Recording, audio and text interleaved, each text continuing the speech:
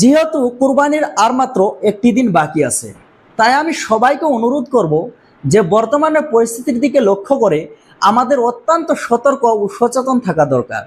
কারণ কিছু অসাধু ব্যক্তি এ সময় বিশৃঙ্খলা সৃষ্টি করার চেষ্টা করে। তাই কুরবানিকে কেন্দ্র করে এমন কোনো কাজ করবেন না যা সমাজে অশান্তি, বিশৃঙ্খলা বা বিভেদ সৃষ্টি করে।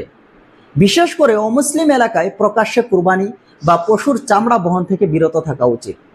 আর সরকারের পক্ষ থেকে যে পশু নিষিদ্ধ করা হয়েছে তার কুরবানি থেকেও বিরত থাকতে হবে এবং আইন মেনে চলতে হবে। ইসলাম শান্তির ধর্ম, সৌন্দর্যের ধর্ম। তাই আইন মেনে শালীনতা বাজিয়ে রেখে এবং অন্যর অনুভূতির প্রতি সম্মান দেখিয়ে কুরবানি আদায় করা একজন সচেতন মুসলমানের দায়িত্ব।